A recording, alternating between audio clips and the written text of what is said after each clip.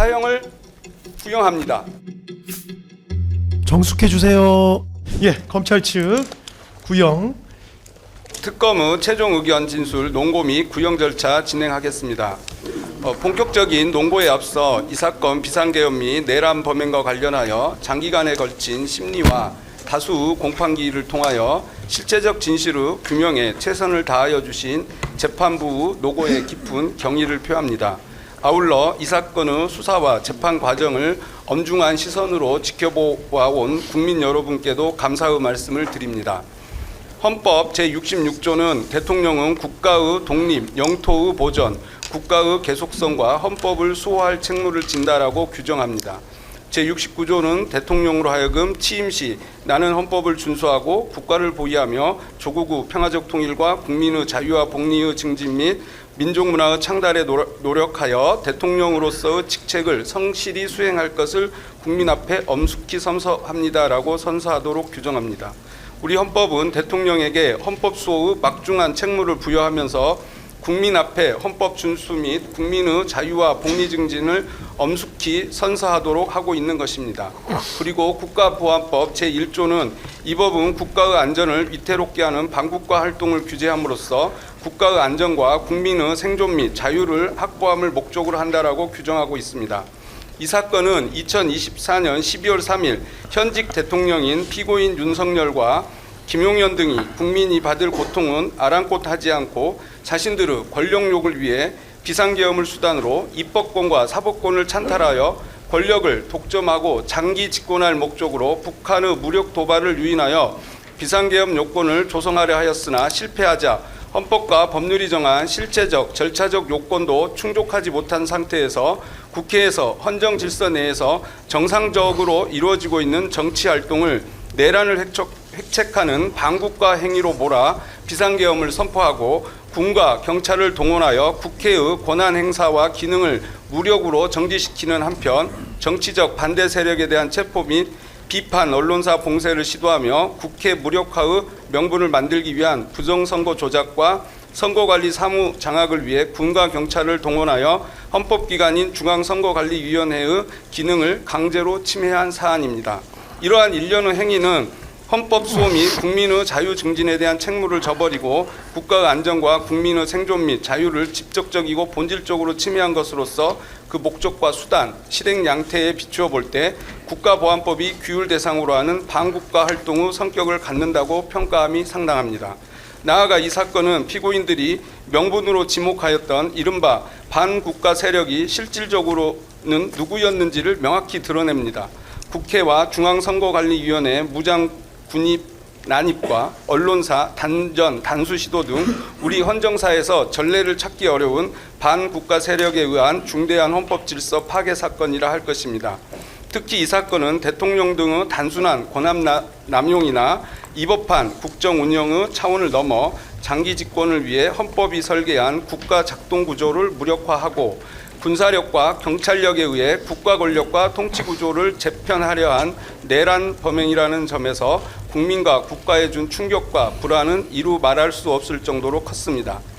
비상계엄 선포 직후부터 국민은 1980년의 전두환, 노태우 세력의 비상계엄과 권력 찬탈의 기억을 떠올리며 극도의 불안과 분노를 표출하였고 국회 선관위 봉쇄, 정치인 체포 및 언론사 봉쇄 시도, 무장한 군과 경찰의 대규모 동원이라는 일련의 사태는 대한민국이 쌓아올린 민주주의와 법치주의의 성취가 일순간에 무너질 수 있다는 위기의식을 사회 전반에 확산시켰습니다.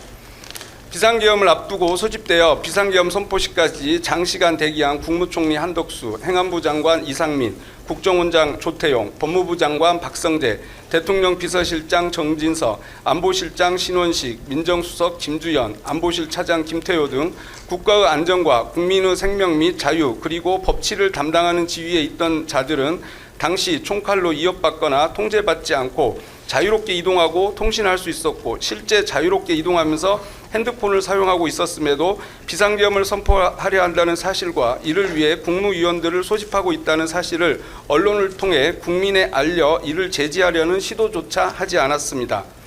그들 중 단 한 명이라도 문자 메시지 등 통신으로 비상계엄 선포 예정을 외부에 알렸다면 2024년 12월 3일 비상계엄의 실행은 현실적으로 불가능하였을 것입니다.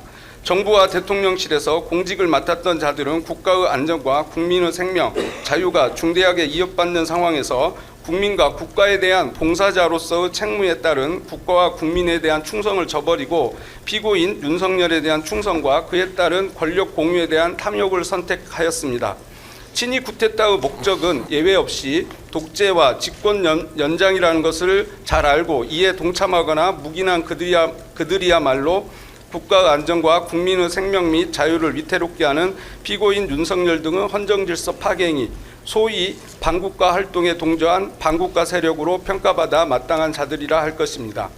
치안과 범죄 대응 직무를 수행하는 경찰청장과 서울경찰청장은 국회 야당 당사 언론사 봉쇄를 지시받고 주저없이 이를 이행하였고 지시를 받은 경찰 간부들 역시 주저없이 이를 이행하였습니다.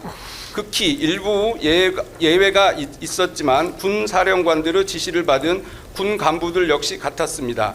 이번 내란은 국민의 저항과 국회의 신속한 조치로 극복할 수 있었지만 이와 같은 공직 엘리트들의 행태는 전두환 노태우 세력의 내란을 단죄하였음에도 불구하고 향후 비상계엄을 수단으로 한 친위 쿠데타에 의한 헌정질서 파괴 시도가 다시 반복될 위험성이 적지 않다는 것을 알 수 있게 합니다. 따라서 이번 재판을 통해 공직 엘리트들이 자행한 헌법질서 파괴 행위를 전두환 노태우 세력에 의한 단죄보다 더 엄정하게 단죄함으로써 대한민국이 형사사법 시스템을 통해 스스로 헌정질서를 수호할 수 있음을 보여주어야 할 것입니다. 이하에서 구형의 사유가 되는 이 사건 비상계엄을 수단으로 한 내란 범행이 헌법질서와 국민주권, 민주주의의 근간에 어떠한 중대한 침해를 초래하였는지 그리고 각 피고인이 그 과정에서 수행한 역할과 책임에 대하여 구체적으로 말씀드리겠습니다. 주요 혐의에 대한 증거관계입니다. 내란죄는 다수인이 공동하여 국가의 존립과 헌정질서를 침해하는 집합범으로서 일부 가담자에게도 전부 책임의 원칙이 적용됩니다. 따라서 피고인들이 이 사건에서 발생한 여러 폭동행위에 전부에 직접 가담하지는 않았다고 하더라도 그중 일부 폭동행위에 가담하였음이 인정되는 이상 폭동 전체에 대하여 형사 책임을 부담한다고 보아야 할 것입니다. 첫째, 범행의 동기 및 사전 모의입니다. 피고인 윤석열, 피고인 김용현, 피고인 노상호는 방첩사령관 여인영 등과 함께 2023년 10월 이전부터 비상계엄을 수단으로 한 내란을 준비하면서 군과 경찰을 동원하고 계엄사령관 포고령을 발령하여 국회 및 야당 당사를 봉쇄하고 주요 정치인을 체포 구금함으로써 국회의 기능을 무력화한 후 국가 비상입법기구를 통하여 입법권과 사법권을 장악하고 정치적 반대 세력을 일거에 제거하여 권력을 독점하고 헌법 개정을 통해 장기간 집권할 목적을 공유하였습니다. 이들은 선제적 군사 조치로 북한의 도발을 유인하는 방식으로 군사적 사태 등 비상계엄 선포 요건을 조성하려 하였으나 그러한 여건이 형성되지 않자 야당의 입법활동과 공직자 탄핵, 예상 삭감 등을 내란을 획책하는 반국가 행위로 몰아 반국가 세력 척결이라는 사유를 내세워 비상계엄을 선포하기로 계획, 모의하였습니다. 이와 같은 사전 모의 사실, 비상계엄을 통한 권력 독점과 장기 집권 목적은 노상원의 수첩, 여인영의 휴대전화 메모, 최상목 기획재정부 장관과 이상민 행정안전부 장관 등에 대한 지시문건 등 객관적 자료와 모의에 참여한 피고인 김용현, 각종근, 이진우, 여인영 등의 진술로 충분히 입증됩니다. 둘째, 비상계엄의 위헌 위법성과 그에 대한 인식입니다. 이 사건 비상계엄은 헌법과 계엄법이 정한 실체적, 절차적 요건을 모두 결여한 명백한 위헌 위법한 조치입니다. 헌법과 계엄법은 대통령의 국가 긴급권 남용을 방지하기 위하여 비상계엄의 실체적 요건을 엄격하게 제한하고 있으나 계엄 선포 당시 이를 정당화할 객관적 사정은 전혀 존재하지 않았습니다. 이러한 사정은 평균적인 상식을 가진 사람이라면 누구나 인식할 수 있는 것이었고 피고인들 역시 그 위헌 위법성을 충분히 인식하고 있었습니다. 국무회의의 실질적 심의를 거치지 아니하였고 사전에 국무위원의 부서도 없었으며 국회에 지체 없이 통지하지도 아니하였습니다. 이와 같은 절차적 하자는 한덕수 국무총리, 최상목 기획재정부 장관 등의 진술로 충분히 입증됩니다. 셋째, 위헌 위법한 포고령 발령입니다. 이 사건 폭동 실행 과정에서 헌법과 법률에 반하는 포고령을 발령하고 이를 근거로 계엄 해제 요구안 의결을 위하여 국회에 진입하려는 국회의원을 체포하려 하였으며 계엄에 반대하는 국민의 정치적 의사표시를 제한하는 등 국민을 강압하였습니다. 이와 같은 포고령의 위헌 위법성은 과거 유사한 내용의 포고령 조항이 위헌 위법하다고 판단된 다수 판례와 피고인 윤석열 및 피고인 조지호에 대한 헌법재판소의 탄핵 결정 등에 의하여 명확히 확인됩니다. 따라서 포고령 발령 및 집행 행위가 폭동 행위에 해당한다는 점은 충분히 입증됩니다. 넷째, 군경을 동원한 국회 봉쇄 및 출입 통제입니다. 이 사건 내란 실행 과정에서 군과 경찰을 동원하여 국회를 봉쇄하고 국회의원들의 본회의장 진입을 차단함으로써 국회의 계엄 해제 요구안 의결을 방해하였습니다.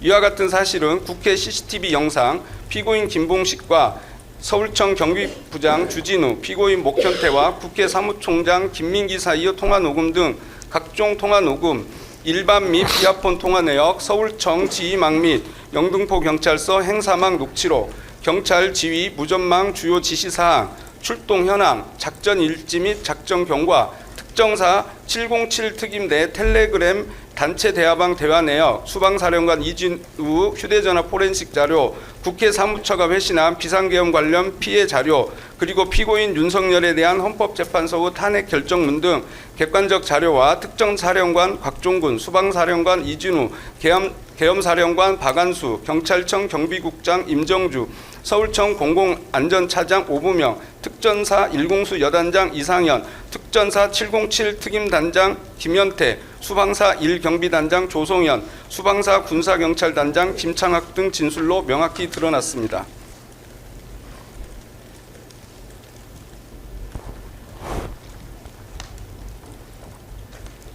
다섯째, 군경을 동원한 중앙선거관리위원회 봉쇄 및 출입 통제입니다.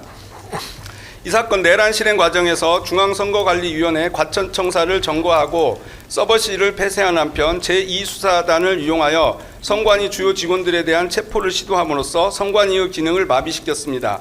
롯데리아 안산 상록수점 및 선관위 CCTV 영상, 피고인 노상원 차량 블랙박스 영상, 국방부 조사본부 수사관 명단과 이를 기초로 한 국방부 일반 명령, 국방부 인사명령 초안, 비아폰 및 일반 전화 통화 내역, 각 부대 출동 현황 등 객관적 자료와 방첩사령관 여인영, 정보사령관 문상호, 국방부 관계자 및 선관위 직원 등의 진술로 충분히 입증됩니다.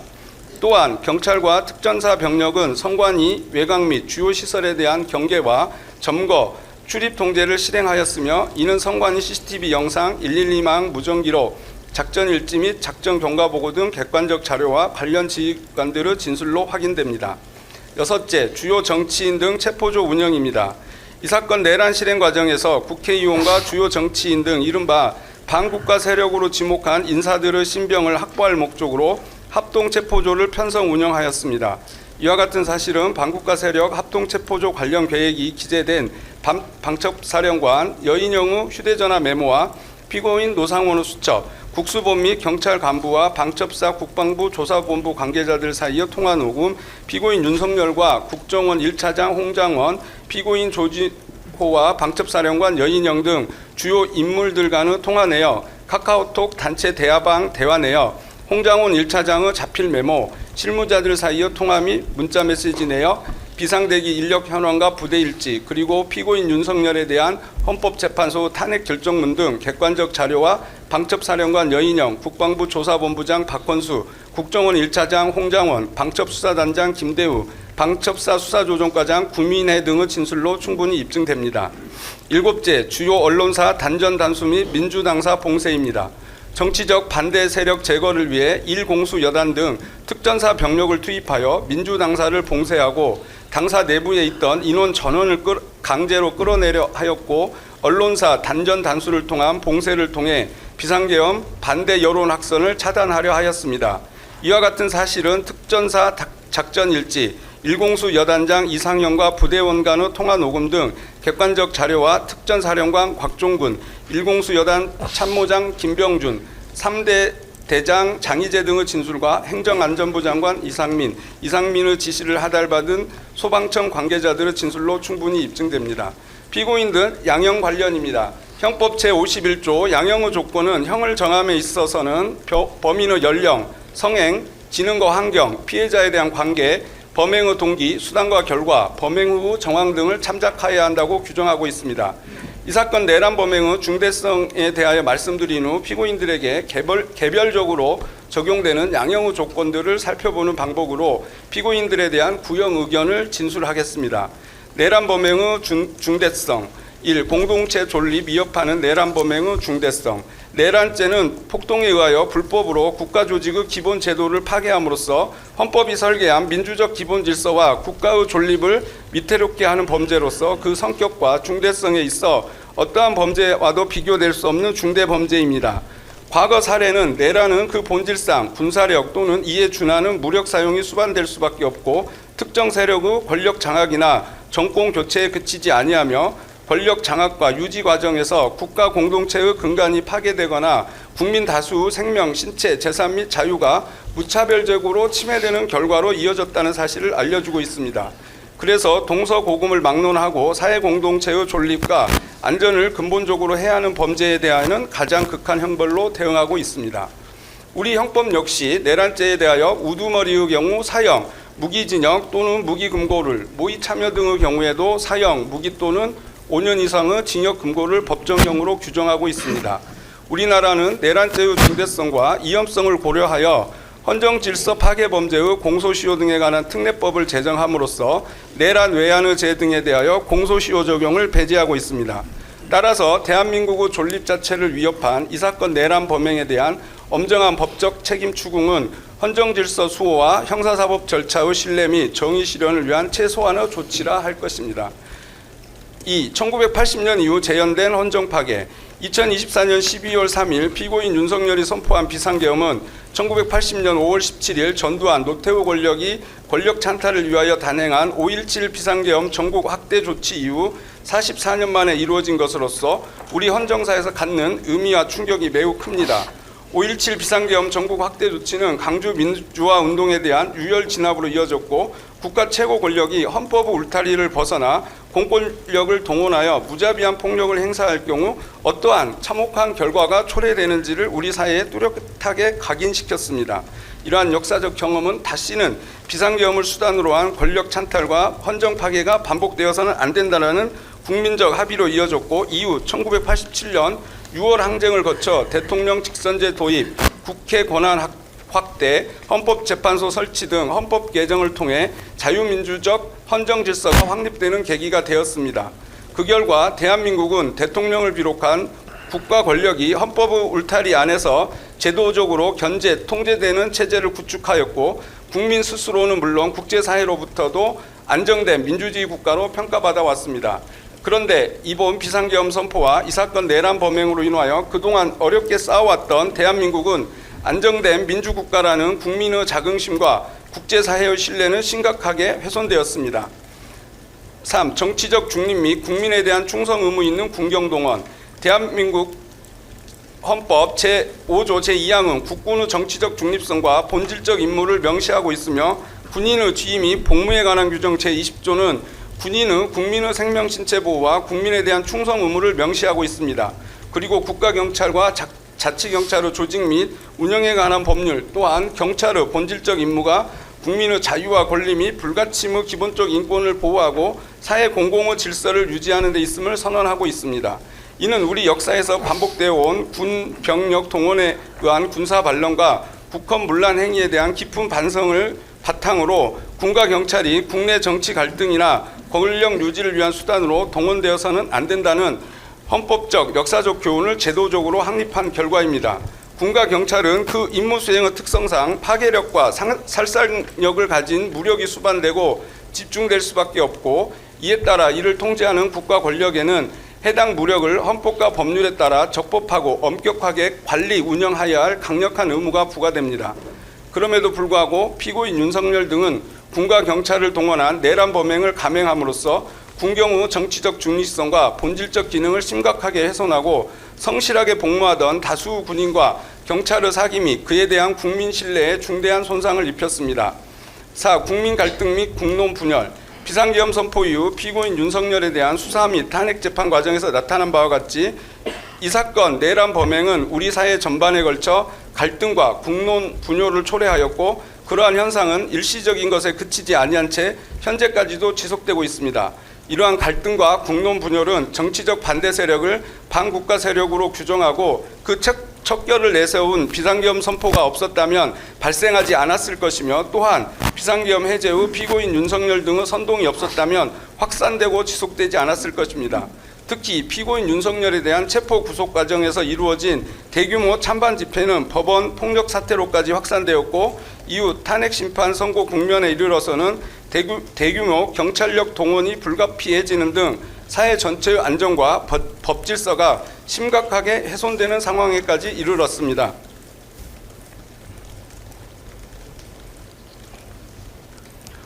5. 대한민국 경제 상황 악화 및 국가 신인도 추락. 비상계엄 선포 이후 환율 급등, 주가 급락, 소비 심리 위축 등 즉각적이고 중대한 경제적 충격이 발생하였고 이는 단기적 시장 변동을 넘어 경제 전반의 불안정성을 심화시켰습니다.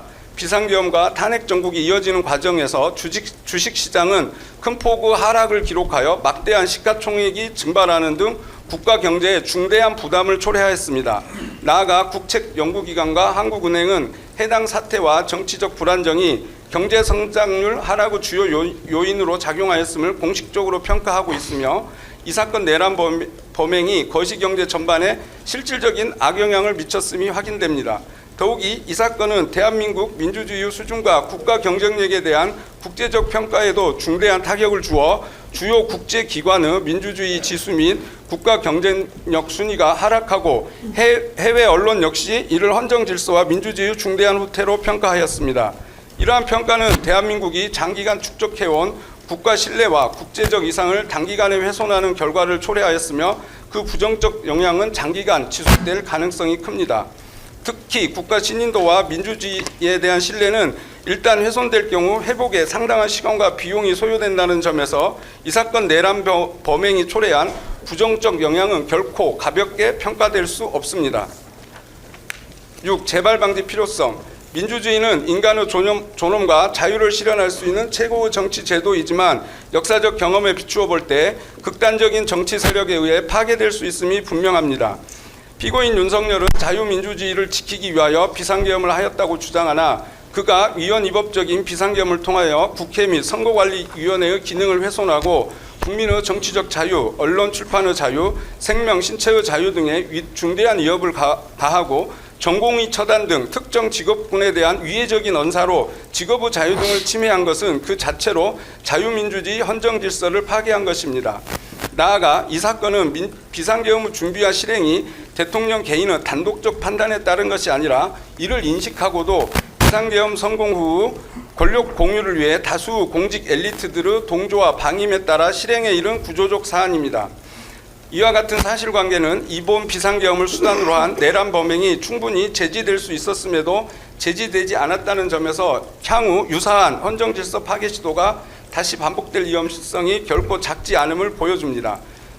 대한민국은 4.19 혁명, 5.18 민주화운동, 6월 민주화운동 등 민주주의 쟁취를 위한 수많은 희생의 역사를 지니고 있는 바 이러한 역사적 경험에 비추어 볼 때 다시는 권력의 독점과 유지를 목적으로 민주주의가 훼손되는 일이 반복되어서는 안 됩니다. 따라서 이 사건 법정에서 피고인들과 그에 가담하거나 동조한 세력에 대한 엄정한 책임 추궁과 단죄는 헌정 질서를 수호하고 재발을 방지하기 위한 필수적인 조치라 할 것입니다. 7. 엄정한 형벌의 필요성 및 양형에 관한 판단. 일반적으로 사회 공동체의 존립과 안전을 근본적으로 해하는 범죄에 대하여는 동서고금을 막론하고 가장 엄정한 형벌로 대응해 왔으며 형벌의 양정에 있어서는 범행 이후 태도, 특히 진정한 반성 여부가 가장 중요한 고려 요소로 작용하여 왔습니다. 이는 형벌이 단순한 응보에 그치는 것이 아니라 공동체의 기본 질서를 수호하고 유사 범행의 재발을 방지하기 위한 규범적 기능을 수행하여야 하기 때문입니다. 그러나 피고인 윤석열 등은 이 법정에 이르기까지 자신의 행위가 헌법 질서와 민주주의에 어떠한 중대한 침해를 초래하였는지에 대하여 진지한 성찰이나 책임 인식을 보이고 있지 않습니다. 오히려 피고인 윤석열 등은 독재와 장기 집권이라는 권력욕에 따른 위헌 위법적인 비상계엄의 선포와 실행을 자유민주주의 수호를 위한 통치행위라고 경강부회하고 있습니다. 8. 이 사건의 가장 피해자인 국민의 엄벌 호소. 이 사건 내란 행위로 인한 가장 큰 피해자는 독재와 권위주의에 맞서 오늘의 민주주의와 자유를 피와 희생으로 지켜낸 우리 국민입니다. 국민의 숭고한 희생으로 지켜온 민주주의와 법치 등 소중한 헌법 가치와 자유 등 핵심 기본권이 이 사건 내란 행위로 한순간에 무너져 버렸습니다. 피고인 윤석열 등의 이 사건 내란 행위로 인해 국민이 받은 충격과 공포, 불안, 상처, 상실감은 이루 말할 수 없고 국민이 입은 이와 같은 피해들은 피고인들이 그 어떤 노력을 하더라도 회복이 불가능합니다. 피고인 윤석열 등은 국민으로부터 용서받지 못하였고 용서받을 마음도 태도도 없어 보입니다. 이에 국민은 강력한 처벌을 희망하고 있고 정의 수호 마지막 보루인 법원이 그 역할을 해줄 것을 기대하며 믿고 있습니다. 피고인들 개별 양형 사유입니다. 피고인 윤석열. 피고인은 대통령으로서 이 사건 범행의 모의 단계부터 실행 단계까지 주도한 내란 우두머리로 그 법정형이 사형 또는 무기징역, 무기금고밖에 없습니다. 결국 법정형 하한을 강경할 것인지와 피고인에게 부과할 형으로 사형과 무기를 선택할 것인지는 기본적으로 형법 제51조에서 양형의 조건으로 정한 피고인의 연령, 성행, 지능과 환경, 피해자에 대한 관계, 범행의 동기, 수단과 결과, 범행 후 정황 등을 종합적으로 고려하여 판단해야 합니다. 먼저 피고인의 연령, 성행, 지능과 환경 등을 살펴보면 이 사건 범행은 피고인이 대통령의 지위와 권한을 악용한 지능적, 계획적, 조직적 범행으로 연령, 성행, 지능과 환경 등 측면에서 피고인에게 특별히 유리하게 참작할 사정은 존재하지 않습니다. 오히려 법률가로서 검찰총장까지 지낸 피고인은 대통령으로서 누구보다 앞장서 헌법을 준수하고 헌법 질서를 수호해야 할 의무가 있다는 점을 잘 알면서도 헌법 질서 파괴로 나아간 점에서 비난받아 마땅합니다.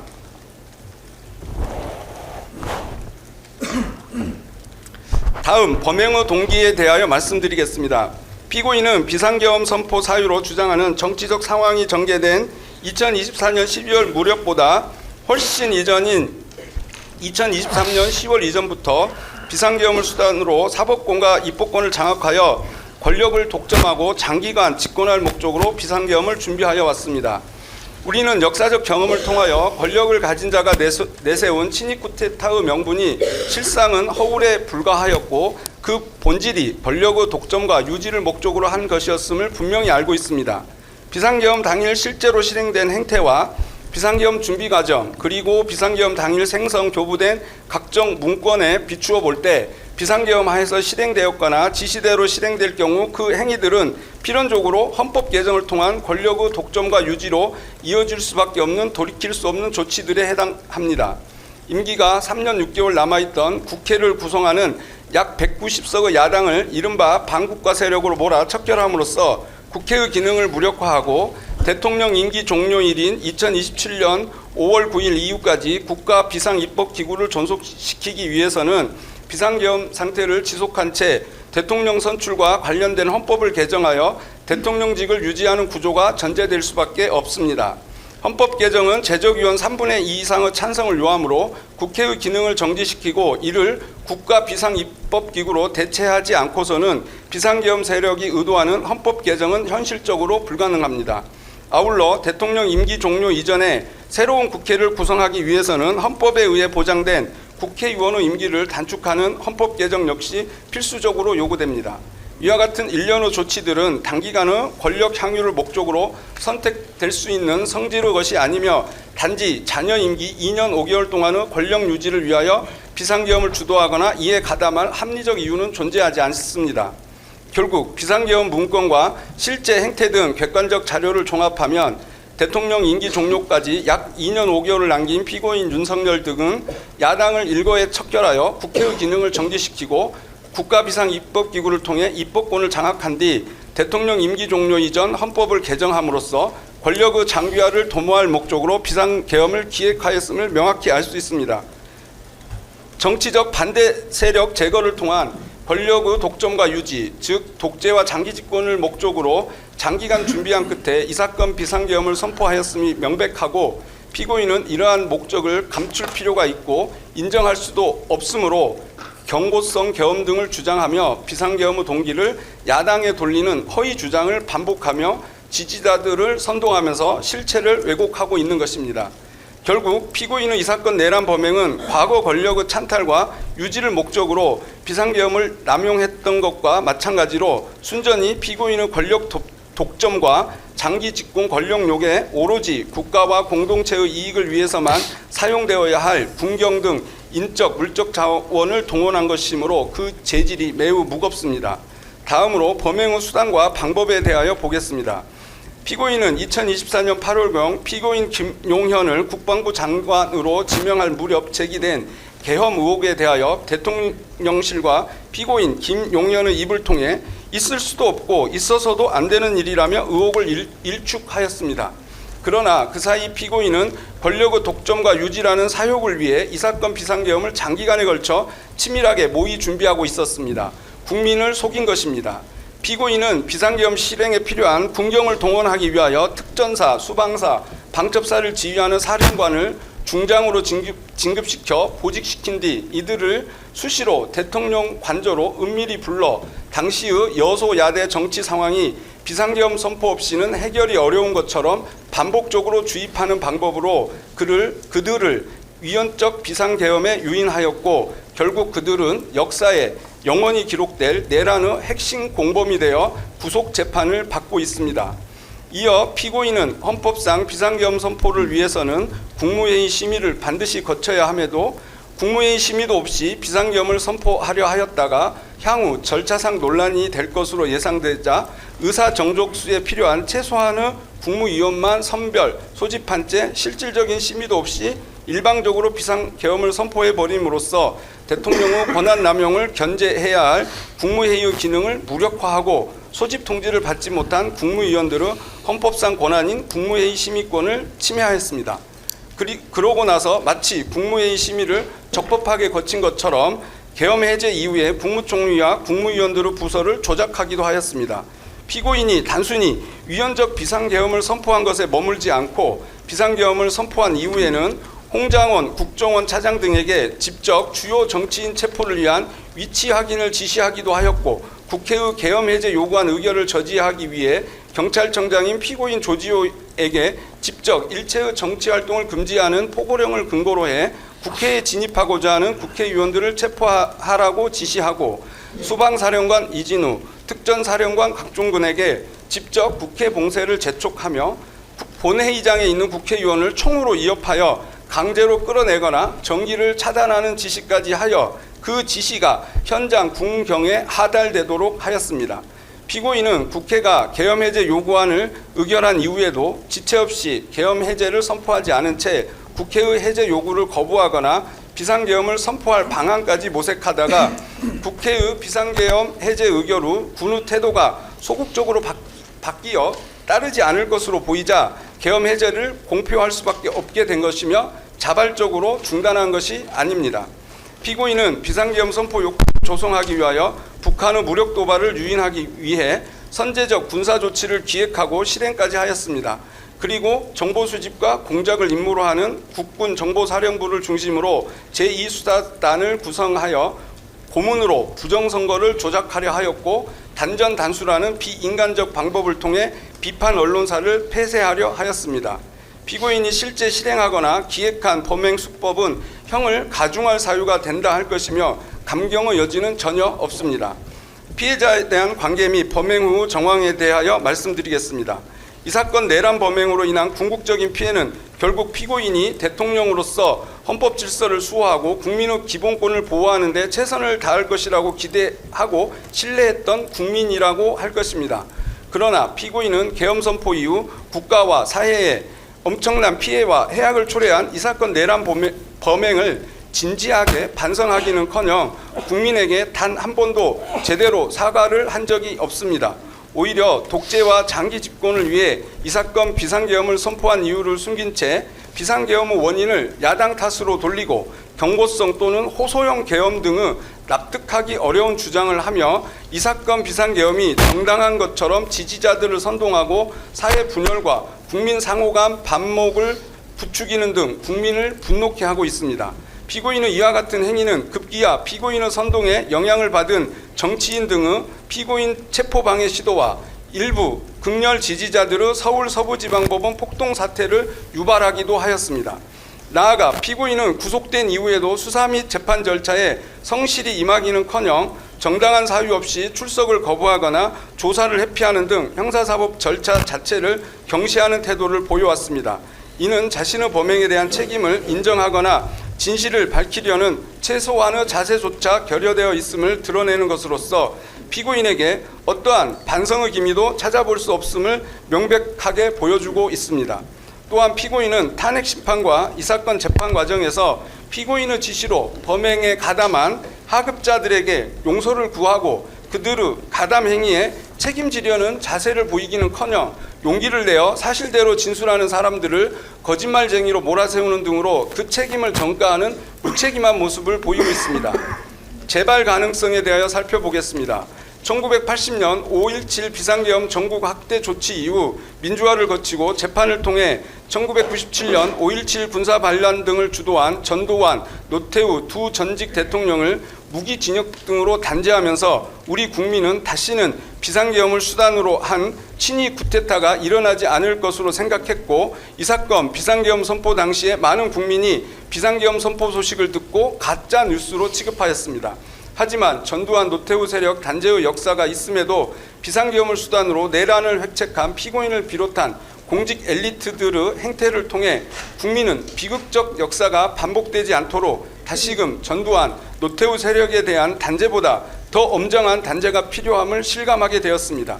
따라서 피고인에 대한 형을 정함에 있어서는 재발 가능성을 진지하게 고려할 필요가 있습니다. 내란 우두머리죄에 대한 법정형은 최고 사형, 최저 무기금고입니다. 이와 같은 양형 조건에 비추어 볼 때 참작할 만한 감경 사유가 전혀 없는 피고인에 대하여 법정 최저형인 무기형으로 형을 정하는 것이 과연 양형의 원칙에 부합한지에 관하여 신중한 검토가 필요합니다. 대한민국은 사실상 사형 폐지 국가라고 합니다. 사형을 집행하지 않기 때문입니다. 그러나 사형은 구형되고 있고 선고되고 있습니다. 대한민국 형사사법에서의 사형은 집행하여 사형을 시킨다는 의미가 아니라 공동체가 재판을 통해 범죄 대응 의지와 그에 대한 신뢰를 구현하는 것으로 기능하고 있는 것입니다. 피고인은 반성하지 않습니다. 양형에 참작할 사유가 없고 오히려 중한형을 정해야 합니다. 따라서 법정형 중 최저형으로 형을 정함은 마땅하지 않습니다. 법정형 중 최저형이 아닌 형은 사형밖에 없습니다. 이에 피고인 윤석열에게 사형을 구형합니다. 정숙해 주세요. 예, 정숙해 주십시오.